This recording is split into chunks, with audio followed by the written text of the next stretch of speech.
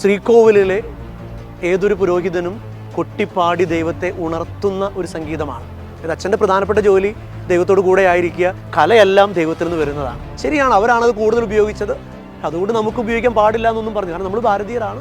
അങ്ങനെ കളിക്കാനായിട്ട് ഞാൻ കോർട്ടിലേക്ക് ഇറങ്ങിയപ്പോൾ കോച്ച് പറഞ്ഞപ്പോൾ ഓർക്കുന്നുണ്ട്, നിനക്ക് ഉയരവില്ല, നീ ഔട്ട്, നിനക്ക് കളിക്കാൻ പറ്റില്ല. കുഞ്ഞിന് തൊട്ട് ആഗ്രഹം ഉണ്ടായിരുന്നു. ഞാനിവിടെ പള്ളിയിൽ ചെയ്യുന്ന കുർബാന വീട്ടിലിരുന്നിട്ട് കുർബാന ചൊല്ലി കാണിക്കുമായിരുന്നു.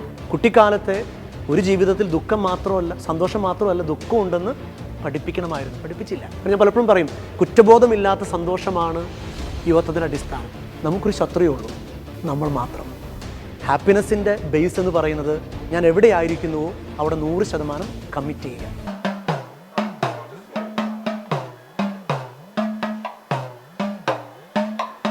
കല എന്നുള്ളത് ദൈവത്തിന് ദാനമാണ് അല്ലേ? പലവിധ കലാകാരന്മാരായ വൈദികരെ നമ്മൾ കണ്ടിട്ടുണ്ട്. പാട്ട് പാടുന്ന വൈദികരുണ്ട്, ഡാൻസ് കളിക്കുന്ന വൈദികരുണ്ട്. പക്ഷേ ഇടയ്ക്ക കൊട്ടുന്ന അച്ഛൻ, അത് ഇച്ചിരി വെറൈറ്റി അല്ലേ?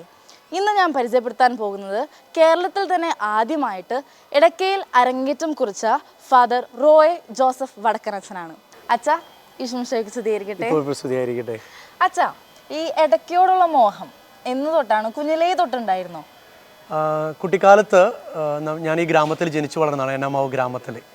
ഇവിടെ ചെറുപ്പം മുതലേ ഇങ്ങനെ അമ്പലങ്ങളിലും മറ്റ് സ്ഥലങ്ങളിലൊക്കെ അത് വായിക്കുന്ന കാണുമ്പോൾ ഒരു ആഗ്രഹം ഉണ്ടായിരുന്നു ഇത് പഠിക്കണമെന്നും. അതുകൊണ്ട് കുട്ടിക്കാലം മുതലേ ആഗ്രഹം ഉണ്ടായിരുന്നു പറയാം. അപ്പം ഇടയ്ക്കയോട് മാത്രമാണോ അതോ എല്ലാവിധ വാദ്യോപകരണങ്ങളോടും? വാദ്യങ്ങളോട് പൊതുവെ താല്പര്യമാണ്. പ്രത്യേകിച്ച് ഞങ്ങൾ തൃശ്ശൂർക്കാരെ പണ്ടേ പൂരപ്രേമികളാണ്. പ്രത്യേകിച്ച് വാദ്യാഘോഷങ്ങളുടെ വലിയ ഉത്സവപ്പറമ്പാണ് തൃശ്ശൂരും തൃശ്ശൂർ ചുറ്റുവട്ടയിലെ ഉത്സവങ്ങളുടെ അമ്പലങ്ങളും പള്ളികളും ഒക്കെ.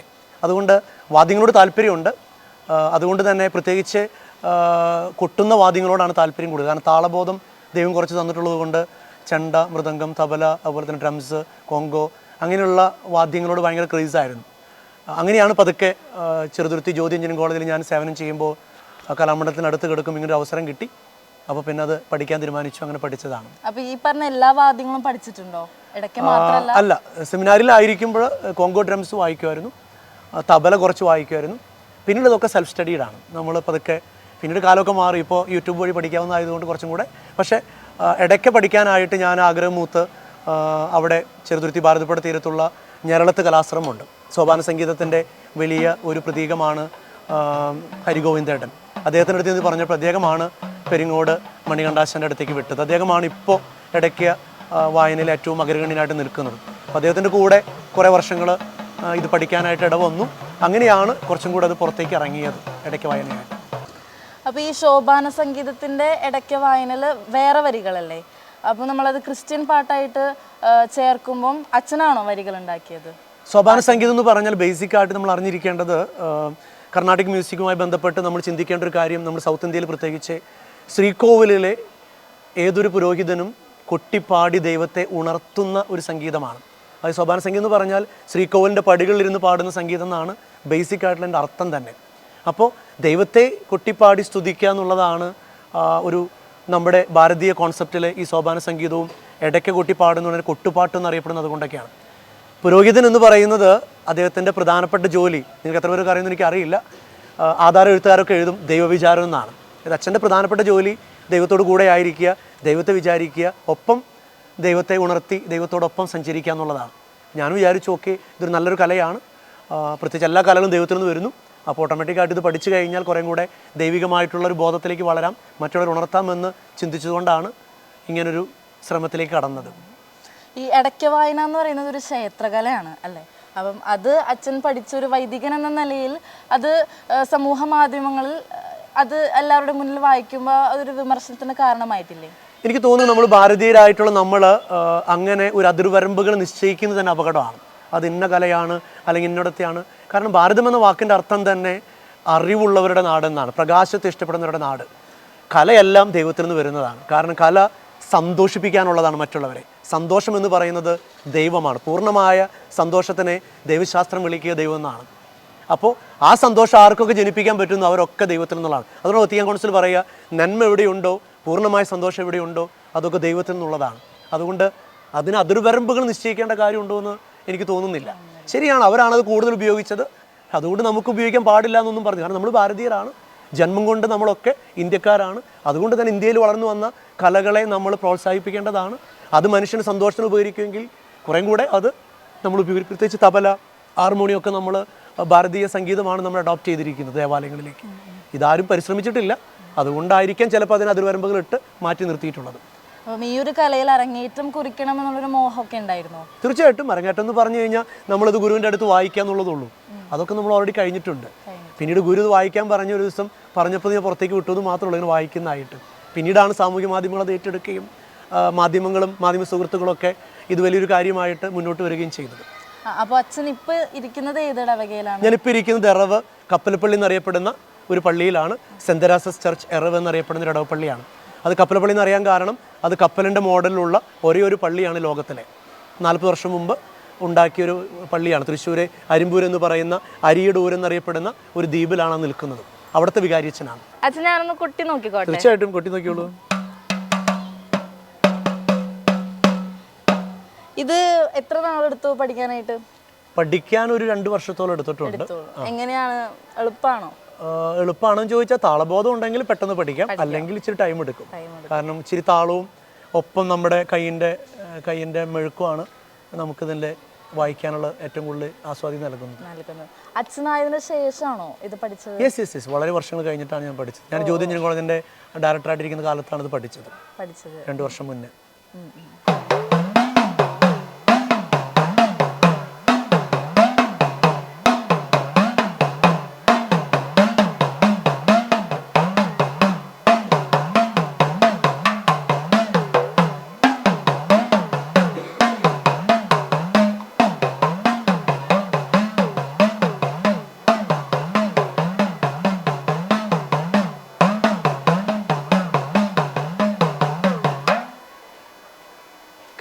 നീട്ടി നിൽക്കുന്ന യേശുനാഥ, എന്നെ വിളിക്കുന്ന യേശുനാഥ, സാദരമെന്നെ സമർപ്പിക്കുന്നു, തിരുമുമ്പിലെന്നെ സമർപ്പിക്കുന്നു.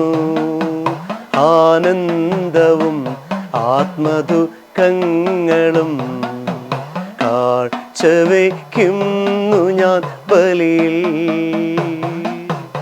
ആനന്ദവും ആത്മദുഃഖങ്ങളും കാഴ്ചവയ്ക്കുന്നു ഞാൻ ബലിയിൽ. കൈനീട്ടി നിൽക്കുന്ന യേശുനാഥ, എന്നെ വിളിക്കുന്ന യേശുനാഥ, സാദരമെന്നെ സമർപ്പിക്കുന്നു, തിരുമുമ്പിലെന്നെ സമർപ്പിക്കുന്നു. അപ്പോ വാദ്യകലയിലും മിക്കതും അച്ഛൻ പഠിച്ചിട്ടുണ്ടല്ലേ? അല്ലാതും അല്ല, തുകൽവാദ്യങ്ങൾ കുറച്ചൊക്കെ അറിയാവുന്ന അറിയാം. താളബോധം ഏറെ ഉള്ളതുകൊണ്ട് തന്നെ എല്ലാം പരീക്ഷിച്ച് നോക്കുന്നത് മാത്രം. അപ്പം ഇനി സ്പോർട്സിൽ അച്ഛൻ വലിയ മെയിനാന്ന് കേട്ടിട്ടുണ്ട്. സ്പോർട്സിൽ ഏതൊക്കെ? ഞാൻ സ്പോർട്സിൽ ബാസ്കറ്റ്ബോൾ ആണ് മെയിൻ ആയിട്ടുള്ള ഒരു ഐറ്റം എന്ന് പറയുന്നത്. ബാസ്കറ്റ്ബോൾ പണ്ട് കോട്ടയം വടവാ സെമിനാരിയുടെ ക്യാപ്റ്റനൊക്കെ ആയിരുന്നു. അതിനുശേഷം പിന്നീട് റഫറിങ്ങിലേക്ക് കടന്നു. 2000 മുതൽ കേരള ബാസ്കറ്റ്ബോൾ അസോസിയേഷനുണ്ട്. 2004 മുതൽ നാഷണൽ ബാസ്കറ്റ്ബോൾ അസോസിയേഷനിലുണ്ട്. ഇപ്പോൾ കേരളത്തിൻ്റെ റഫറി കമ്മീഷൻ മെമ്പറൊക്കെ ആയിട്ട് ബാസ്കറ്റ്ബോൾ സജീവമായിട്ട് പ്രവർത്തിച്ചുകൊണ്ടിരിക്കുന്നു. ചെറുതായിട്ടൊന്നല്ല, വളരെ സജീവമായിട്ട് പ്രവർത്തിച്ചുകൊണ്ടിരിക്കുന്നു. വേറെ ഏതെങ്കിലും സ്പോർട്സ്? ഇല്ല, ബാക്കിയുള്ളതൊക്കെ നമ്മൾ സാധാരണ കളിക്കുന്ന പോലെ കുട്ടിക്കാലം മുതൽ കളിക്കുന്നുള്ളൂ. എല്ലാവരോടും താല്പര്യമുണ്ട്, സ്പോർട്സ് പൊതുവെ ഇഷ്ടമാണ്. പക്ഷെ ബാസ്കറ്റ്ബോളിലാണ് നമ്മൾ സ്കിൽ ചെയ്തിരിക്കുന്നത് കുറച്ചും കൂടെ. ഇപ്പം ബാസ്കറ്റ്ബോളിൽ കുഞ്ഞിലേ തൊട്ട് സ്കൂളിലൊക്കെ കളിച്ചു തുടങ്ങിയിട്ടുണ്ടോ? ഇല്ല, ബാസ്കറ്റ്ബോൾ ഞാൻ തുടങ്ങുന്നത് സെമിനാരി ജീവിതത്തിലാണ്. 15 വയസ്സ് കഴിഞ്ഞ് 10ാം ക്ലാസ് കഴിഞ്ഞ് തോപ്പ് സെമിനാരിയിൽ, തൃശ്ശൂരുള്ള മൈനസ് സെമിനാരിയാണ് തോപ്പ് സെമിനാരി. അവിടെ ജോയിൻ ചെയ്തപ്പോഴാണ് ഈ കളി ഞാൻ ആദ്യമായിട്ട് കാണുന്നത്. അങ്ങനെ കളിക്കാനായിട്ട് ഞാൻ കോർട്ടിലേക്ക് ഇറങ്ങിയപ്പോൾ കോച്ച് പറഞ്ഞപ്പോൾ ഓർക്കുന്നുണ്ട്, നിനക്ക് ഉയരമില്ല, നീ ഔട്ട്, നിനക്ക് കളിക്കാൻ പറ്റില്ല. ഞാൻ തിരിച്ചു ചോദിച്ചു, വൈക്കാണ്ടായി, എന്തുകൊണ്ട് എനിക്ക് കളിച്ചുകൂടാ? പക്ഷെ കോച്ച് പറഞ്ഞു ഉയരമുള്ളവരുടെ കളിയാണ്. പക്ഷെ ഞാൻ വിട്ടുകൊടുത്തില്ല. എൻ്റെ ഒരു സ്വഭാവം അനുസരിച്ച് ഞാൻ സാധാരണ രീതിയിൽ വിട്ടുകൊടുക്കുന്ന ശൈലിയില്ല. വൈക്കാണ്ടായി എന്നുള്ള ചിന്ത എനിക്ക് എപ്പോഴും ഉണ്ടാവും. എന്തുകൊണ്ട് എനിക്ക് പറ്റില്ല? കാരണം കുട്ടിക്കാലം മുതൽ എൻ്റെ മനസ്സിലുള്ള ചിന്ത, നമുക്കൊരു ശത്രുവേ ഉള്ളൂ, അത് നമ്മൾ മാത്രമാണ്. എപ്പം നമ്മൾ ബ്രേക്ക് ചെയ്യുന്നുവോ അന്ന് നമ്മൾ രക്ഷപ്പെടും. അതുകൊണ്ട് പലപ്പോഴും ഞാൻ ചിന്തിക്കാറുണ്ട്, എൻ്റെ ജീവിതത്തിൻ്റെ വിജയവും പരാജയവും നമ്മൾ നിശ്ചയിക്കുന്നതാണ്. ദൈവം നമുക്ക് സ്വാതന്ത്ര്യം തന്നിട്ടുണ്ട്, സമയം തന്നിട്ടുണ്ട്. ലൈഫ് എന്ന് പറയുന്നത് ഈ സ്വാതന്ത്ര്യവും സമയം തമ്മിലുള്ള കോറിലേഷനാണ്. എനിക്ക് വേണമെങ്കിൽ ഉഴപ്പാതിരിക്കാം.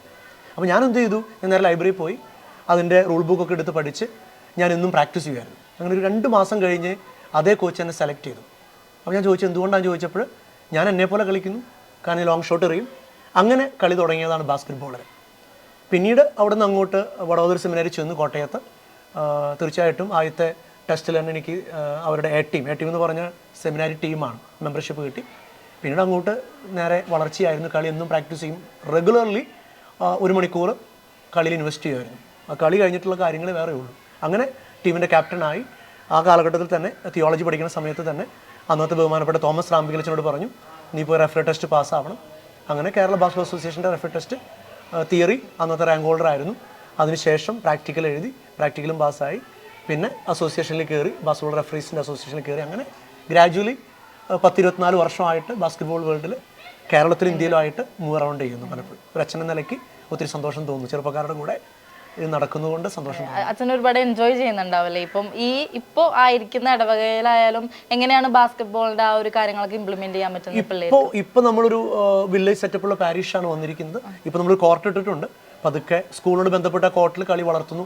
ബാസ്കറ്റ്ബോൾ എന്ന് പറയുന്നത് നമുക്കെല്ലാവർക്കും അറിയാം, അതൊരു ക്രിസ്ത്യൻ മിഷണറീസ് ഇന്ത്യയിലേക്ക് കൊണ്ടുവന്നൊരു ഗെയിമാണ്. അതുകൊണ്ട് ഈ തൃശ്ശൂരുള്ള കുന്നംകുളത്തൊക്കെ ആയിരുന്നു ഇതിൻ്റെ ഏറ്റവും വലിയൊരു സെൻറ്റർ ഒരു കാലത്ത്. വളരെ താത്വികമായിട്ട് പറഞ്ഞു കഴിഞ്ഞാൽ ബാസ്കറ്റ്ബോൾ ബ്രെയിൻ വളരാനുള്ള ഒരു വലിയ കളിയാണ്. കുട്ടിക്കാലത്ത് പഠിച്ചാൽ ബ്രെയിൻ്റെ ആക്യുറസി കൂടും. വളരെ ഫോക്കസ്ഡ് ആയിരിക്കും അവിടെ ലൈഫുകൾ. അപ്പോൾ അതുകൊണ്ട് തന്നെയാണ് നിങ്ങൾ നോക്കുക, വലിയ വലിയ സ്കൂളുകളിൽ ബാസ്കറ്റ്ബോൾ കമ്പൽസറി ആയിരുന്നു ഫോർമേഷൻ. കാരണം ബാസ്കറ്റ്ബോളിലെ ഓരോ മൂവ്മെൻറ്റുകളും കൃത്യമായിട്ട് തലയിൽ കൊണ്ട് ഇറ്റ്സ് എൻ എഞ്ചിനീയറിംഗ് ഗെയിം. കാരണം 25 മീറ്റർ നീളത്തിൽ 15 മീറ്റർ വീതിയിലുള്ളിൽ 10 പേര് ഒരു ബോളിന് വേണ്ടി മൂവ് ചെയ്യാന്ന് പറയുന്നത് പ്യുവർലി എഞ്ചിനീയറിംഗ് ഗെയിമാണ്. അപ്പോൾ അത് നമ്മൾ എൻജോയ് ചെയ്യുന്നു. പിന്നെ ലൈഫ് ഒന്നേ ഉള്ളൂ. അത് എവിടെയാണെങ്കിലും ദൈവം തന്ന കഴിവുകൾ വളർത്തുക. ബൈബിൾ പറയുന്നുണ്ട്, ഉള്ളവന് ദൈവം വീണ്ടും വീണ്ടും കൊടുത്തുകൊണ്ടിരിക്കും, മൂടി വെച്ചവനോ അത് പുറന്തള്ളപ്പെടും. അതുകൊണ്ട് ദൈവം നമുക്ക് ഒരുപാട് കഴിവ് തന്നിട്ടുണ്ട്. എല്ലാ മനുഷ്യർക്കും, എനിക്ക് മാത്രമല്ല നിനക്കും തന്നിട്ടുണ്ട് ദൈവം ഒരുപാട് കഴിവുകൾ. അതെങ്ങനെ നമ്മൾ വളർത്തുന്നു എന്നതിനെ ആശ്രയിച്ചാണ് ജീവിതത്തിൻ്റെ സന്തോഷവും ദുഃഖമൊക്കെ. നമ്മൾ കിട്ടിയ ജീവിതം സന്തോഷത്തോടു കൂടെ ദൈവത്തിന് വേണ്ടി വളർത്തിക്കൊണ്ടിരിക്കുക. തീർച്ചയായിട്ടും മറ്റുള്ളവർക്ക് ഉപകരിക്കും.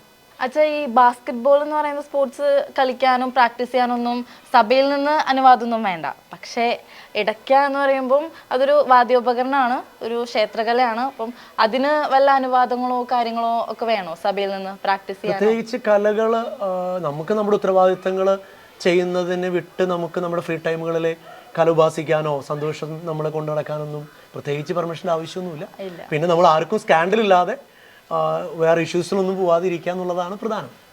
അല്ലാതെ നമ്മൾ അതിനു വേണ്ടി പ്രത്യേകമായിട്ടുള്ള പെർമിഷൻസ് ഒന്നും ആവശ്യമുണ്ടെന്ന് എനിക്ക് തോന്നുന്നില്ല.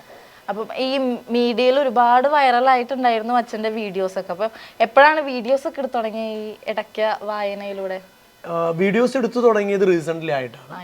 കാരണം ഇപ്പം നമുക്കറിയാം റീൽസിൻ്റെ ഒക്കെ കാലഘട്ടമാണ്. അപ്പോൾ 1-2 പേര് അത് ആവശ്യപ്പെട്ടപ്പോൾ നമ്മൾ ചെയ്ത് കാണിച്ചു കൊടുത്തതാണ്. ഓട്ടോമാറ്റിക്കായിട്ട് പിന്നെ അത് ആളുകളും യുവാക്കൾ ഏറ്റെടുക്കാൻ തുടങ്ങി. അങ്ങനെയാണ് അത് കുറച്ചും കൂടെ ആളുകൾ അറിയാൻ തുടങ്ങിയത്. ഇങ്ങനെയുള്ള കഴിവുകളൊക്കെ ഉണ്ടെന്ന് പുറലോകത്ത് അറിയാൻ തുടങ്ങിയത്.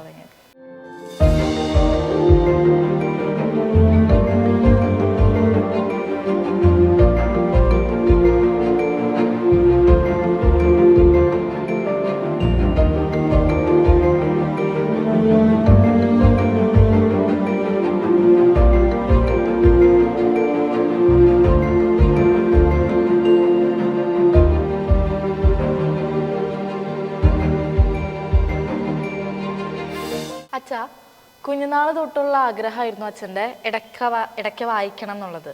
അതോടൊപ്പം തന്നെ വളർന്നു വന്ന ഒരു മോഹമാണോ അച്ഛനാവാൻ ഉള്ള മോഹം? കുട്ടിക്കാലം മുതൽ ആഗ്രഹമായിരുന്നു അച്ഛനാവണം എന്നുള്ളത്. കാരണം കുട്ടിക്കാലം മുതൽ ഓട്ടർ ബോയ് ആയിരുന്നു.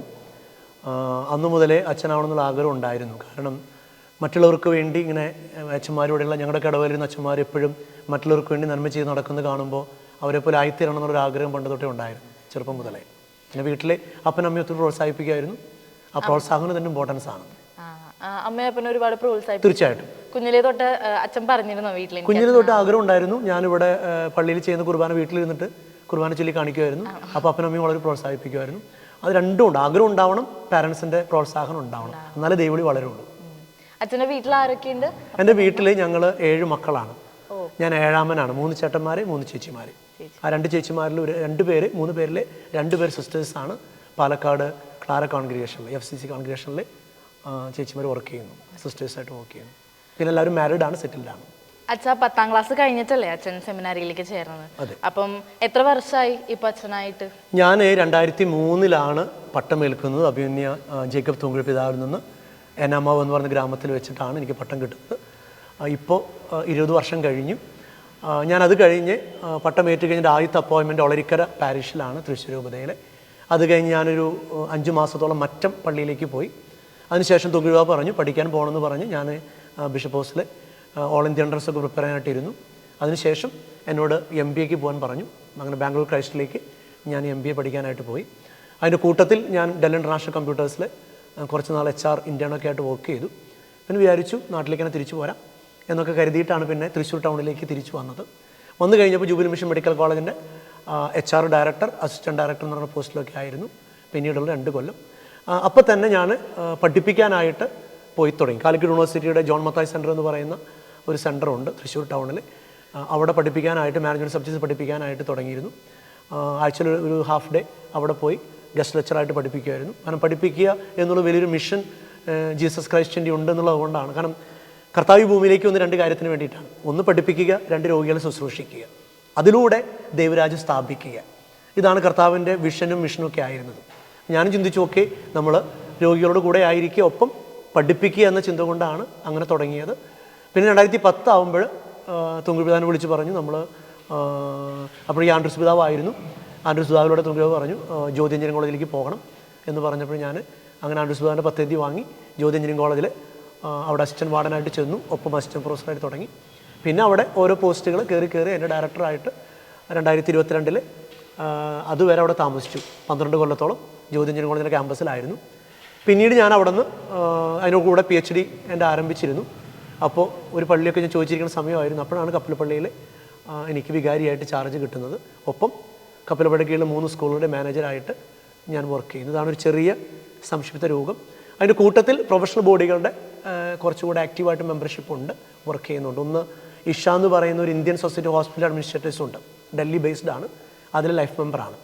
പിന്നെ IST എന്ന് പറയുന്ന Indian society of technical education, അതിന് ലൈഫ് മെമ്പറാണ്. പിന്നെ BFI basket federation of India, അതിന് ലൈഫ് മെമ്പറാണ്. പിന്നെ TMA ടീച്ചർ മാനേജർ അസോസിയേഷൻ, അതിന് ലൈഫ് മെമ്പറാണ്. ഇങ്ങനെ കുറേ അഡീഷണൽ നമ്മൾ മെമ്പർഷിപ്പുകൾ. എന്തിനാ ചോദിച്ചാൽ മറ്റുള്ളവർക്ക് നന്മ ചെയ്യാൻ കിട്ടുന്ന അവസരങ്ങൾ അത് ഏത് വഴിയിലൂടെയാണ് ചെയ്യാൻ പറ്റുക, അതിലൂടെ ചെയ്യാൻ വേണ്ടിയിട്ടുള്ള പ്രൊഫഷണൽ മെമ്പർഷിപ്പുകളാണ്. ഇതാണൊരു ഔട്ട്ലൈൻ എൻ്റെ ലൈഫിനെ കുറിച്ച്. അച്ഛനായതിനു ശേഷം അച്ഛൻ ഒരുപാട് കോളേജിൽ വർക്ക് ചെയ്തിട്ടുണ്ട്. അപ്പം യൂത്തായിട്ട് ഒരുപാട് ഇന്ററാക്ഷൻ വന്നിട്ടുണ്ട്. അപ്പം അത് എങ്ങനെയാണ് അച്ഛൻ ഒരുപാട് എൻജോയ് ചെയ്തിട്ടുണ്ടോ അച്ഛൻ്റെ? ഡെഫിനറ്റ്ലി. ഞാൻ പറയുക ജീവിതത്തിലെ യുവാവായിരിക്കുക എന്നുള്ളതാണ് ഏറ്റവും നല്ല കാലഘട്ടം, അല്ലെങ്കിൽ യുവാക്കളുടെ കൂടെ ആയിരിക്കുക എന്നുള്ളതാണ് ഒരു ജീവൻ്റെ ഏറ്റവും, ഞാൻ പലപ്പോഴും പറയാനുള്ള കാരണം എന്താണെന്നറിയോ, യുവത്വമാണ് ജീവൻ്റെ ആഘോഷം. കാരണം ജീവിതത്തിൻ്റെ യുവത്വം എന്ന് പറയുന്നതാണ് അവൻ്റെ ഏറ്റവും നല്ല കാലഘട്ടം. അതുകൊണ്ട് കുട്ടികൾ കുറുമ്പൊക്കെ കാണിക്കുമായിരിക്കും. കുറുമ്പുകൾ കാണിക്കുമ്പോൾ നമ്മൾ ചെയ്യേണ്ടത്, മുതിർന്നവർ ചെയ്യേണ്ടത് ആ സ്പോട്ടിൽ നമ്മൾ തിരുത്തുക, സ്നേഹത്തോടെ തിരുത്തുക. കാരണം ഇന്ന് തിരുത്താൻ ആർക്കും താല്പര്യമില്ല. എല്ലാവരും കമ്പനി അടിച്ച് നടക്കാനും താല്പര്യപ്പെടുന്നത് മാത്രമേ ഉള്ളൂ. ശരിയാണ്, നമ്മൾ ഫ്രണ്ട്ഷിപ്പ് വേണം, കമ്പനിയൊക്കെ വേണം, അവർ കൂട്ടത്തിലാവണം. പക്ഷേ തെറ്റ് കാണുമ്പോൾ പറഞ്ഞു കൊടുക്കുകയും ചെയ്യുക, എന്തിനാണ് ആ തെറ്റ് എന്ന്, എന്താണ് തെറ്റെന്നും കൂടെ പറഞ്ഞു കൊടുക്കണം. അല്ല ചുമ്മാ തെറ്റെന്ന് പറഞ്ഞു പോകരുത്. ആ തെറ്റെന്താണ്, എങ്ങനെയാണ് നമ്മൾ തിരുത്തപ്പെടേണ്ടത്, മനുഷ്യൻ എന്ന് പറയുന്നത്, ആ ഒരു ഡയലോഗിലേക്ക് യുവാക്കളായിട്ട് നമ്മൾ നടക്കണം. ഫ്രാൻസിസ് മാർ എപ്പോഴും പറയും എൻഗേജ് ചെയ്യുക കുട്ടികളുടെ കൂടെ. നമുക്കിപ്പോൾ ചെയ്യാനുള്ള ഉത്തരവാദിത്വമുള്ളൂ. കുട്ടികളോട് കൂടെ എൻഗേജ് ചെയ്ത് കഴിഞ്ഞാൽ വൺ എമംഗ് ദം, അവരോട് കൂടെ ആയിരിക്കുക. പക്ഷേ അതേസമയം നമ്മൾ കൃത്യമായിട്ട് അവരെ ഗൈഡ് ചെയ്യാനുള്ള ഫോഴ്സായിട്ട് മാറണം. ഞാൻ കഴിഞ്ഞ 20 കൊല്ലം ക്യാമ്പസുകളിൽ എൻ്റെ എക്സ്പീരിയൻസ് അതാണ്. കാരണം കുട്ടികളൊക്കെ നല്ലതാണ്, ശരിയാണ്, കാലഘട്ടത്തിനനുസരിച്ച് ചില തെറ്റുകളൊക്കെ അവർക്ക് വരുന്നുണ്ടാവും. അത് പലപ്പോഴും അറിവില്ലായ്മ കൊണ്ടോ അല്ലെങ്കിൽ അവരുടെ ഫോർമേഷനിലേക്ക് അവർക്ക് കൃത്യമായിട്ടുള്ള അറിവ് കൊടുക്കാത്തത് കൊണ്ടാണ്. ഇഷ്ടത്തോടു കൂടെ പഠിക്കുന്നതേ കുട്ടികൾ കൊണ്ടു നടക്കുള്ളൂ. നീയാണെങ്കിൽ അങ്ങനെ തന്നെയാണ്. നീ ഇഷ്ടപ്പെട്ട് ചെയ്യുന്ന കാര്യങ്ങളെ നിൻ്റെ സ്വഭാവത്തിലേക്ക് കൊണ്ടുവരുള്ളൂ. അപ്പം നിന്നെ ഇഷ്ടപ്പെടുക, നിന്നോട് കൂടെ ആയിരിക്കുക, എന്നിട്ട് പതുക്കെ പുളിമാവ് പോലെ നിന്നെ മാറ്റിയെടുക്കുക. അതാണ് ഇന്ന് യൂത്ത് മിനിസ്ട്രിയിൽ ചിന്തിക്കേണ്ട ഒരു കാര്യം. അതാണ് ഞാൻ ചിന്തിക്കാറ് പലപ്പോഴും. അപ്പോൾ അതാണ് ഒരു ക്രിസ്ത്യൻ പുരോഹിത നിലയ്ക്ക് കഴിഞ്ഞ 20 കൊല്ലം ചെയ്തുകൊണ്ടിരുന്നത്. ക്യാമ്പസുകൾ പോകുമ്പോൾ കുട്ടികളോടൊപ്പം ആയിരിക്കും, ആ സമയം ഉൾപ്പെട്ട് തന്നെ ക്യാമ്പസുകളായിരിക്കും, കുട്ടികളോട് ഡാൻസ് കളിക്കുന്നു, പാട്ട് കളിക്കുന്നു, എല്ലാം ഉണ്ടാവും. കാരണം ഞാൻ പലപ്പോഴും പറയും, കുറ്റബോധമില്ലാത്ത സന്തോഷമാണ് യുവത്വത്തിൻ്റെ അടിസ്ഥാനം. ഏതെങ്കിലും സന്തോഷം കുറ്റബോധത്തിലേക്ക് കൊണ്ടുപോകുന്നുണ്ടെങ്കിൽ സ്റ്റോപ്പ് ഇറ്റ്. ഇന്ന് പലപ്പോഴും യുവാക്കൾ സന്തോഷിക്കും, അത് കഴിഞ്ഞ് കുറ്റബോധമാണ്. അവിടെയാണ് അപകടം. അപ്പോൾ എന്തുണ്ടാവും? അകാല വാർദ്ധക്യമാണ്. എൻ്റെ ഭാഷയിൽ അങ്ങനെയാണ്. കാരണം കുറ്റബോധത്തോടു കൂടിയ സന്തോഷത്തിൽ പോയി കഴിഞ്ഞാൽ എല്ലാ യുവാക്കളും വാർദ്ധക്യത്തിലേക്ക് വീഴും. വാർദ്ധക്യം എന്ന് പറഞ്ഞാൽ വയസ്സിൻ്റെ വാർദ്ധക്യമല്ല, മനസ്സ് ഡെഡാവും, അവിടെ ക്രിയേറ്റിവിറ്റി ഉണ്ടാവില്ല. ആ ക്രിയേറ്റിവിറ്റി നഷ്ടപ്പെടുമെന്നുണ്ടാവും, നിസ്സംഗമായൊരു തലമുറ വളരും. എനിക്ക് ചിലപ്പോൾ ചിന്തിക്കാറുണ്ട്, കേരളത്തിൽ പറ്റുന്ന അപകടം ഇത് തന്നെയാണ്. വലിയൊരു നിസ്സംഗമായ യുവത്വം വളരുന്നു. എന്തുകൊണ്ടാണ്? കുറ്റബോധമില്ലാത്ത സന്തോഷങ്ങൾ ചെയ്ത് പഠിപ്പിച്ചിട്ടില്ല. അച്ഛനീ പറഞ്ഞ കാര്യങ്ങൾ എനിക്ക് മാത്രമല്ല, എന്നെപ്പോലെ ഒരുപാട് പേരുണ്ട്, എല്ലാവർക്കും ഒരു ഇൻസ്പിറേഷനാണ്.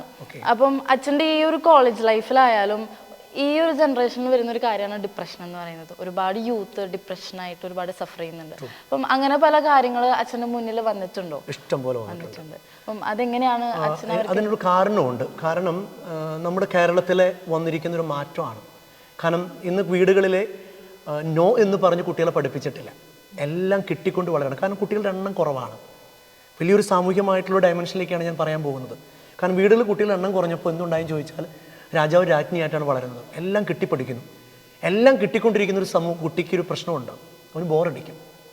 കാരണം ഈ സന്തോഷം കിട്ടിക്കഴിഞ്ഞാൽ പിന്നെ അടുത്ത സന്തോഷം വേണം. ഉദാഹരണത്തിന് നീ വീട്ടിൽ ടി വി കാണാൻ തുടങ്ങും, 5 മിനിറ്റ് നിനക്ക് ബോറടിച്ചു, അടുത്ത ചാനലിലേക്ക് പോകും. കാരണം എന്തുകൊണ്ടാണ്? ഒരു ജീവിതത്തിന് 2 ഡയമെൻഷൻ ഉണ്ടെന്ന് കുട്ടികളെ നമ്മൾ പഠിപ്പിച്ചിട്ടില്ല. മുതിർന്ന തലമുറയ്ക്ക് പറ്റിയ വലിയ അപകടമാണ്. പ്രത്യേകിച്ച് കേരളത്തിലെ മാതാപിതാക്കൾക്ക് പറ്റിയ വലിയ ഡയമെൻഷൻ, വലിയ അപകടം. കുട്ടിക്കാലത്തെ ഒരു ജീവിതത്തിൽ ദുഃഖം മാത്രമല്ല, സന്തോഷം മാത്രമല്ല, ദുഃഖം ഉണ്ടെന്ന് പഠിപ്പിക്കണമായിരുന്നു, പഠിപ്പിച്ചില്ല. അപ്പോൾ കുട്ടികളെ സംബന്ധിച്ചിടത്തോളം ബോറടിക്കുകയാണ്. ആ ബോറടിയുടെ ഔട്ട്പുട്ടാണ് ഒന്ന്, നേരത്തെ പറഞ്ഞ പോലെ depression, suicide tendency, 2 crime tendency. എന്തെങ്കിലുമൊക്കെ ചെയ്ത് എനിക്ക് സന്തോഷം കിട്ടണം, ഹാപ്പിനെസ് കിട്ടണം. അതിൻ്റെ ഒരു വലിയ അപകടമാണ് ഇപ്പോൾ കാണുന്ന ചിലപ്പോഴെങ്കിലും പോകുന്ന ഡ്രഗ്സിലേക്കുള്ള പോക്ക്, അല്ലെങ്കിൽ സെക്ഷൽ അനാർക്കി, ലൈംഗികതയിലുള്ള ഓവറായിട്ടുള്ള പ്രോബ്ലം. ഇതൊക്കെ കാരണം എന്താണ്? ഈ ബോറടിയാണ്. അവിടെ കുട്ടിക്കാലം മുതലേ കുട്ടികളെ 2 വശവും ചെയ്ത് പഠിപ്പിക്കണം. യെസ് മാത്രമല്ല നമ്മുടെ ഡിക്ഷണറിയിലുള്ളത്, നോയും കൂടെ ഉണ്ട്. കാരണം മനുഷ്യനെന്നതിൻ്റെ പ്രത്യേകത മൃഗവുമായി കമ്പയർ ചെയ്യുമ്പോൾ മനുഷ്യൻ്റെ പ്രത്യേകത വേണ്ടാന്ന് വെക്കാനുള്ള കഴിവാണ്.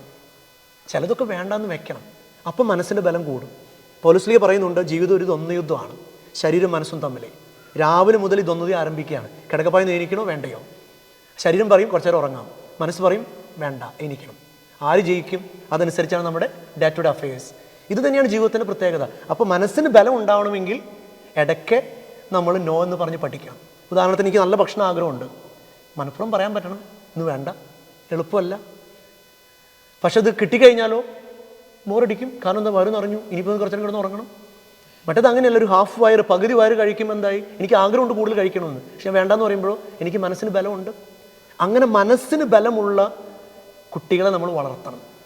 ഇന്ന് കുട്ടികൾ വളർന്നു വരുന്നത് ഭൗതികതയിലാണ് ശ്രദ്ധ കൊടുക്കുന്നത്. എൻ്റെ കുട്ടി വളരണം, കുട്ടിക്ക് നല്ല ഡ്രസ്സ്, നല്ല സൗകര്യങ്ങൾ, വലിയ A+ കിട്ടുന്ന സ്കൂളുകൾ, ഇങ്ങനെയൊക്കെയാണ് ചിന്തകൾ. Sorry, we are mistaken. നമുക്ക് തെറ്റുപറ്റുകയാണ്, പുതിയ തലമുറ പ്രത്യേകിച്ച്. നമ്മുടെ കുട്ടികളെ വേദന കണ്ട് വളർത്തണം, സഹനങ്ങൾ കണ്ട് വളർത്തണം. കാരണം ജീവിതത്തിന് 2 മുഖം ഉണ്ടെന്ന് കുട്ടികളെ പഠിപ്പിക്കണം. അപ്പോൾ അത് കുട്ടികളെ മാത്രം കുഴപ്പമല്ല, അവരെ ബോൺ ആൻഡ് ബോട്ടപ്പ് ചെയ്ത പാരൻസിൻ്റെയും കൂടെ ഒരു ശ്രദ്ധ കൊണ്ടുവരണമെന്ന് പറഞ്ഞു മാത്രം. കുട്ടികളും അത് മാറണം. നമ്മൾ വളർന്നു വരുമ്പോൾ മനഃപൂർവ്വം നമ്മൾ ചെയ്ത് പഠിക്കണം ഈ എക്സസൈസ്. ചിലതൊക്കെ വേണ്ടാന്ന് വെച്ച്, ചിലതൊക്കെ നോ പറഞ്ഞ് മനസ്സിന് ബലം കൂട്ടണം. അപ്പോൾ കുറേ കൂടെ ഹാപ്പിനെസ് ഉണ്ടാവും. കാരണം വിശപ്പിൻ്റെ വില അറിഞ്ഞവനെ ഭക്ഷണത്തിന് ടേസ്റ്റ് ഉണ്ടാവുള്ളൂ. വിശപ്പില്ലാത്തതിന് ഭക്ഷണത്തിന് ടേസ്റ്റ് ഇല്ല. ഒരു 2 ദിവസം പട്ടിണി കിടന്ന് ഭക്ഷണത്തിന് ചെന്ന് കിട്ടണ ഭക്ഷണം മുഴുവൻ നല്ല ടേസ്റ്റാണ്. അത് നമ്മൾ പഠിക്കേണ്ട ഒരു കലയാണ്. അതാണ് എനിക്ക് പറയാനുള്ളത് പുതിയ തലമുറയോട്. അപ്പം ഈ ഇത്രയും കോംപ്ലിക്കേറ്റഡ് ആയ ഒരു വേൾഡിൽ ഇങ്ങനെ എല്ലാത്തിനും നോ, അല്ലെങ്കിൽ കുറച്ചെങ്കിലും കാര്യങ്ങൾക്ക് നോ പറയാൻ ശക്തിയുള്ള പിള്ളേരുണ്ട് നമ്മുടെ ഈ ജനറേഷൻ. തീർച്ചയായിട്ടും ഒരുപാട് പിള്ളേരുണ്ട്. പക്ഷെ അവർക്കും ഈ പറഞ്ഞ പോലെ ഈ വൈദിക വൃത്തിക്ക് അല്ലെങ്കിൽ സന്യാസത്തിലേക്ക് ചേരാൻ ആഗ്രഹമുള്ളവരും ഉണ്ട്. പക്ഷെ ഇപ്പോഴത്തെ ഒരു മീഡിയയിലായാലും അച്ഛന്മാരെയും സിസ്റ്റേഴ്സിനെയും ഒരുപാട് മോശമായിട്ട് ചിത്രീകരിക്കുന്നുണ്ട്. അതുകൊണ്ട് തന്നെ ഇപ്പോഴത്തെ പിള്ളേർക്ക് ഭയങ്കര കൺഫ്യൂഷനാണ്, ഞാൻ ചേരണോ, ഞാൻ ചേർന്നാൽ എനിക്ക് ചീത്തപ്പേരാകുമോ. അപ്പം അങ്ങനെ ഒരു കൺഫ്യൂഷനിലിരിക്കുന്ന ഒരു യൂത്തിനോട് അച്ഛൻ എന്താ പറയാനുള്ളത്? എനിക്ക് 2 കാര്യങ്ങളാണ് പറയാം. ഒന്ന്, അവൻ്റെ വിഷൻ അവൻ കണ്ടെത്തണം. നമുക്കറിയാം, നമുക്കൊരു ജീവിതമേ ഉള്ളൂ. ആ ജീവിതം എങ്ങനെ കൊണ്ടുപോകണം? ഉദാഹരണത്തിന് പലരോട് ചോദിക്കുന്നുണ്ട്, അച്ഛൻ എന്തിനാണ് അച്ഛൻ അവൻ പോയത്? പലരും ചോദിക്കാനുള്ള ചോദ്യമാണ് ക്യാമ്പസുകളിൽ. ഞാനോട് പറയണ്ട, മക്കളെ, നമ്മളൊക്കെ സൃഷ്ടിക്കപ്പെട്ട സ്നേഹത്തിലാണ്. ഈ സ്നേഹത്തിന് 4 ഡയമെൻഷനുണ്ട്. ഒന്ന് എന്താ പറയുക, സൗഹൃദം എന്ന് പറയും, ഫ്രണ്ട്ഷിപ്പ്. അതിന് മുമ്പൊരു അവസ്ഥയുണ്ട്, വാത്സല്യം. കുട്ടിക്കാലത്ത് നമുക്കതായിരുന്നു. കാണുന്നതോടൊക്കെ ഒരു അറ്റാച്ച്മെൻറ്റ്, പാവനെ കിട്ടി കുളിപ്പിക്കും, ടെഡിവെയർ കെട്ടിപ്പിടിച്ചിരിക്കും. അതൊരു വാത്സല്യത്തിൻ്റെ ഡയമെൻഷനാണ്. 2 സൗഹൃദം, ഫ്രണ്ട്ഷിപ്പ്. നമ്മൾ 12 വയസ്സൊക്കെ കഴിയുമ്പോൾ കുറേ കൂടെ നല്ല ഫ്രണ്ട്സൊക്കെ ഉണ്ടാവും. കുറേ കൂടെ കടന്ന് എന്തായി ഇമോഷണൽ ലവിലേക്ക് കടക്കും. ഈറോസ് എന്ന് പറയും. അതിന് ക്രിയേറ്റീവ് ലവ് ആണ്. ലാസ്റ്റ് സെൽഫ്ലെസ് ലവ് ആണ്. ഒരു 35-36 വയസ്സ് കഴിയുമ്പോൾ മറ്റുള്ളവർക്ക് വേണ്ടി ജീവിക്കാൻ തോന്നി തുടങ്ങും. ഇതിൽ ഏറ്റവും നല്ല സ്നേഹം എന്താണെന്ന് ചോദിച്ചു കഴിഞ്ഞാൽ അത് കൊടുക്കുന്ന സ്നേഹമാണ്. കിട്ടുന്ന സ്നേഹത്തിന് കുഴപ്പമുണ്ട്. എന്താണെന്നറിയും, കിട്ടിയും പോരാൻ തോന്നി തുടങ്ങും. ഉദാഹരണത്തിന് നിന്നെ ആൾ സ്നേഹിച്ച് കഴിയുമ്പോൾ പോരാൻ തോന്നി തുടങ്ങും. പക്ഷെ നീ സ്നേഹം കൊടുത്തു നോക്കി, ഭയങ്കരമായിട്ട് നമുക്കൊരു ഹാപ്പിനെസ് ഉണ്ട്. ഉദാഹരണത്തിന് 2 ചോക്ലേറ്റ് നിൻ്റെ കയ്യിൽ ഇരിക്കുന്നു, സിൽക്ക് അല്ലെങ്കിൽ ഡയറി മിൽക്കിന് സിൽക്ക് എന്ന് വിചാരിക്കുക. ഒരു കൊച്ചു കരഞ്ഞു വരുമ്പോൾ ആ ഡയറി മിൽക്കിന് സിൽക്ക് നീ ആ കൊച്ചു കൊടുത്തു. കൊച്ചു ഹാപ്പിയായിട്ട് കരഞ്ഞ് ഇത് കഴിക്കുന്നു. What you feel? You feel A kind of containment. ഭയങ്കര ഹാപ്പിനെസ് തോന്നും. വൊക്കേഷൻ്റെ ഹാപ്പിനെസ് അതാണ്, കൊടുത്തുകൊണ്ട് ജീവിക്കാനുള്ള. അത് ഞാൻ പറഞ്ഞു, ആദ്യം ഓരോ കുട്ടികളും അല്ലെങ്കിൽ യുവാക്കളും അവരുടെ ഐഡൻറ്റിറ്റിയെക്കുറിച്ച് ചിന്തിക്കണം. എനിക്കൊരു ജീവിതമേ ഉള്ളൂ, അത് എനിക്ക് വേണ്ടി ജീവിക്കണം അതോ മറ്റുള്ളവർക്ക് വേണ്ടി ജീവിക്കണം. 2, അവനെ ചുറ്റിപ്പറ്റി നിൽക്കുന്ന ആളുകളുടെ പ്രോത്സാഹനമാണ്. അതായത് പാരൻസ് ഡെഫിനറ്റായിട്ട് അവനെ പ്രോത്സാഹിപ്പിക്കണം ഉന്നതമായ ഒരു വിളി സ്വീകരിക്കാൻ വേണ്ടിയിട്ട്. ഒപ്പം സൊസൈറ്റിയിൽ പ്രശ്നങ്ങളുണ്ട്, ശരിയാ, സൊസൈറ്റി കുറ്റപ്പെടുത്തിക്കൊണ്ടേയിരിക്കും. കാരണം അവരെ സംബന്ധിച്ചിടത്തോളം അവർ ഒരു ലൗകികമായിട്ടുള്ള ലോകത്ത് ജീവിച്ചുകൊണ്ടിരിക്കുകയാണ്. ആ കുറ്റപ്പെടുത്തുമ്പോൾ നമുക്ക് വേദനയും ഇഷ്ടമൊക്കെ ഉണ്ടാകും. പക്ഷെ അൾട്ടിമേറ്റ്ലി ഞാൻ ചിന്തിക്കാറുണ്ട്, ഓക്കെ, അവരവരുടെ ജോലി ചെയ്യുന്നു. എൻ്റെ വിഷൻ, എൻ്റെ ദർശനം ക്ലിയർ ആണെങ്കിൽ പിന്നെ എനിക്ക് ഒന്നിനെ കുറിച്ച് ചിന്തിക്കേണ്ട കാര്യമില്ല. ഞാൻ എപ്പോഴും പറയാറുണ്ട് യുവാക്കളോട്, എന്താണെന്നറിയും, നമുക്കൊരു ശത്രുവേ ഉള്ളൂ, നമ്മൾ മാത്രം. വേറെ ആരും നമ്മുടെ ശത്രുക്കളല്ല. കാരണം എൻ്റെ കയ്യിൽ ദൈവം തന്നിരിക്കുന്ന എൻ്റെ ജീവിതമാണ്. ഈ ജീവിതം എത്ര നാളുണ്ടാവുമെന്ന് ഒരു ഉറപ്പ് നമുക്കില്ല. അത് എനിക്ക് ദൈവം തന്നിരിക്കുന്ന വലിയൊരു ക്വാളിറ്റിയാണ്. ഇനി ഞാൻ അവിടെ ഇവിടെ നോക്കിയിട്ടല്ല എൻ്റെ ജീവിതം തീരുമാനിക്കേണ്ടത്. ഞാൻ തീരുമാനിക്കേണ്ടത് എൻ്റെ ജീവിതം എങ്ങനെ പോകണമെന്ന് ഞാനാണ്. ശരിയാണ്, സമൂഹം ചിലപ്പോൾ നമ്മൾ കുറ്റപ്പെടുത്തും, കളിയാക്കും, പലതും പറഞ്ഞ് ടാറടിച്ചുകൊണ്ടിരിക്കും. അതിനെക്കുറിച്ച് കേൾക്കേണ്ട കാര്യമില്ല. എൻ്റെ വിഷൻ കൃത്യമാണെങ്കിൽ അതിനൊരു ധൈര്യമായിട്ട് പോയിക്കൊണ്ടിരിക്കുക. ഇതാണ് എൻ്റെ ഒരു ചിന്താഗതി. അതിനെക്കുറിച്ച് ഒന്ന് സ്വയം അവബോധത്തിലേക്ക് വളരണം, അതിന് പറ്റിയ സാഹചര്യങ്ങൾ ഉണ്ടാവണം, അതിന് പറ്റിയ ആൾക്കാർ ഉണ്ടാവണം, പ്ലസ് അവരെ ചുറ്റിപ്പറ്റി നിൽക്കുന്ന കുടുംബാംഗങ്ങൾ അവർ സപ്പോർട്ട് കൊടുക്കണം. അപ്പോഴാണ് വൊക്കേഷനൊക്കെ വളരുക.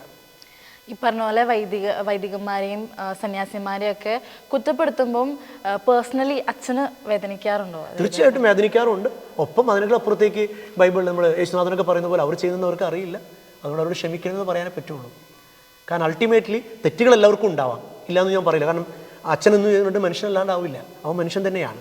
പക്ഷെ അവൻ്റെ തെറ്റുകളിൽ അവൻ്റെ കൂടെ നിന്ന് അവനൊന്ന് കറക്റ്റ് ചെയ്ത് സ്നേഹത്തോടു കൂടെ ഒന്ന് കൂടെ നിന്നാൽ തിരുത്തപ്പെടാവുന്ന തെറ്റുകളൊക്കെ മനുഷ്യന്മാർക്ക് സംഭവിക്കുകയുള്ളൂ. ആത്യന്തികമായിട്ട് ആരും മോശക്കാരല്ല. അച്ഛനെന്ന നിലയ്ക്ക് ശരിയാണ്, അവൻ നല്ല വഴിയോടെ പോകേണ്ടതായിരുന്നു, അറിയാതൊരു തെറ്റ് പറ്റിപ്പോയി. പക്ഷെ അവിടെ നമ്മൾ കൂടെ നിർത്തണം, ചേർത്ത് നിർത്തി. അതൊരു പെങ്ങളെന്ന നിലയ്ക്ക്, ഒരു അമ്മയെന്ന നിലയ്ക്ക്, ഒരു സഹോദരൻ നിലയ്ക്ക്, ഒരു കൂട്ടുകാരൻ നിലയ്ക്ക് കൂടെ നിർത്തി അവനെ കറക്റ്റ് ചെയ്ത് കൊണ്ടുവന്നാൽ അവൻ വലിയ അത്ഭുതങ്ങൾ സൃഷ്ടിക്കും. പക്ഷേ ഒരു ചെറിയ തെറ്റ് വരുമ്പോഴേക്കും അവനെ താറടിച്ച് അവൻ്റെ വൊക്കേഷൻ കളയാവുന്ന രീതിയിലേക്ക് നമ്മൾ ഒരിക്കലും പോകരുത്. പക്ഷേ സമൂഹം ചിലപ്പോൾ അങ്ങനെയൊക്കെ ചെയ്യുന്നുണ്ട്. പക്ഷെ അത് നമ്മളവർ കുറ്റപ്പെടുത്തിയിട്ട് കാര്യമൊന്നുമില്ല. നമ്മൾ തെറ്റുകൾ കണ്ടാൽ തിരുത്തി കൊടുക്കുക, സ്നേഹത്തോടു കൂടെ അവരെ കൂടെ നിർത്തുക. അതാണ് നമുക്ക് ചെയ്യാവുന്നൊരു കാര്യം. ഒപ്പം അവർക്ക് വേണ്ടി പ്രാർത്ഥിക്കുക. അച്ഛാ, 20 വർഷമായി അച്ഛൻ്റെ വൈദിക ജീവിതം. പല മേഖലകളിൽ പ്രവർത്തിച്ചിട്ടുണ്ട്, പല യൂത്തായിട്ട് ഇൻട്രാക്ട് ചെയ്തിട്ടുണ്ട്, കുട്ടികളോട് ഇൻട്രാക്ട് ചെയ്തിട്ടുണ്ട്, ഇടവക സമൂഹത്തോട്, കുടുംബങ്ങളോട്. അപ്പം കറൻ്റ്ലി അച്ഛൻ്റെ ലൈഫ് എങ്ങനെയാണ്? അച്ഛൻ ഹാപ്പിയാണോ? 100 110% ഹാപ്പിയാന്ന് ഞാൻ പറയാം. അതിന് കാരണമുണ്ട്. കാരണം എൻ്റെ ഒരു ഫിലോസഫി, ബേസിക് ജീവിതത്തെക്കുറിച്ചുള്ള ഒരു കാഴ്ചപ്പാട്, സന്തോഷമാണ് ജീവിതത്തിൻ്റെ അടിസ്ഥാനം. ദുഃഖിക്കാൻ നമുക്ക് 100 കൂട്ടം കാരണങ്ങളുണ്ട്. ശരിയാണ്, ചെറിയ ഇമോഷണൽ ദുഃഖങ്ങളൊക്കെ വരാൻ പോയത്. പക്ഷേ രാത്രി കിടന്ന അപ്പുറത്തേക്ക് ഞാൻ വളരെ ഹാപ്പി ആയിരിക്കും. കാരണം നമുക്ക് ദൈവം തരുന്ന ഓരോ മൊമെൻറ്റും, ആ മൊമെൻറ്റിൽ 100% കമ്മിറ്റഡ് ആയാൽ, കമ്മിറ്റഡ് ആവാന്ന് പറഞ്ഞാൽ ബോഡി ആൻഡ് മൈൻഡ് 100% ഇൻവോൾവ്, എൻ്റെ ശരീരം മനസ്സും 100% കൊടുത്തുകൊണ്ട് ജീവിച്ചാൽ നമ്മൾ ഹാപ്പി ആവും. നീ ആണെങ്കിലും ഞാനാണെങ്കിലും. ഹാപ്പിനെസ്സിൻ്റെ ബേസ് എന്ന് പറയുന്നത് ഞാൻ എവിടെ ആയിരിക്കുന്നുവോ അവിടെ 100% കമ്മിറ്റ് ചെയ്യുക, നമ്മുടെ മനസ്സും ശരീരവും 100% കൊടുക്കുക. അങ്ങനെ കൊടുക്കുമ്പോൾ കിട്ടുന്നൊരു ആനന്ദമുണ്ട്. I definitely feel that. പൗരോഹിത്യത്തിലും ഓരോ മൊമെൻറ്റും, ഇപ്പോൾ ക്ലാസ് എടുക്കാൻ പോകുന്നു, കളിക്കാൻ പോകുന്നു, വാദ്യങ്ങൾ വായിക്കുന്നു, അല്ലെങ്കിൽ ഇടവക ജനത്തിനോട് കൂടെ പെരുമാറുന്നു, നമ്മൾ എവിടെ ആയിരിക്കും 100%. ഇപ്പോൾ നിൻ്റെ അടുത്ത് വന്നു, നീ കുറേ ചോദ്യങ്ങൾ ചോദിക്കുന്നു, 100% നിൻ്റെ അടുത്ത് ഞാൻ ഇൻവോൾവ് ചെയ്യുന്നു. I M basically happy. എനിക്ക് തോന്നുന്നു അതാണ് നമ്മൾ ചെയ്ത് പഠിക്കേണ്ടത്. ചെയ്യേണ്ട കാര്യങ്ങൾ ചെയ്യേണ്ട സമയത്ത് കൃത്യമായിട്ട് ചെയ്യുക. Your life will be happy. കുറ്റബോധമില്ലാത്ത സന്തോഷമാണ് യുവത്വത്തിൻ്റെ അടിസ്ഥാനം എന്ന അച്ഛൻ്റെ വാക്കുകൾ നമുക്ക് ഓരോരുത്തർക്കും വളരെയേറെ ഇൻസ്പിറേഷനാണ്.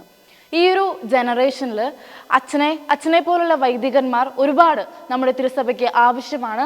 അതിനുവേണ്ടി നമുക്ക് പ്രാർത്ഥിക്കാം. ഇത്രയും നേരം ഞങ്ങളുടെ കൂടെ അച്ഛൻ നിന്നതിനും അച്ഛൻ്റെ പുണ്യമായ ജീവിതാനുഭവങ്ങൾ ഞങ്ങളോട് ഷെയർ ചെയ്തതിനും ഒരുപാട് നന്ദി. അച്ഛൻ ഞങ്ങൾക്ക് വേണ്ടി പ്രാർത്ഥിക്കണം. ഞങ്ങളും അച്ഛനെ പ്രാർത്ഥനയിൽ ഓർക്കുന്നതായിരിക്കും. ഈശോ മിശിഹായ്ക്ക് സ്തുതി. ഇപ്പോൾ സ്തുതിയായിരിക്കട്ടെ കേട്ടോ. Thank you.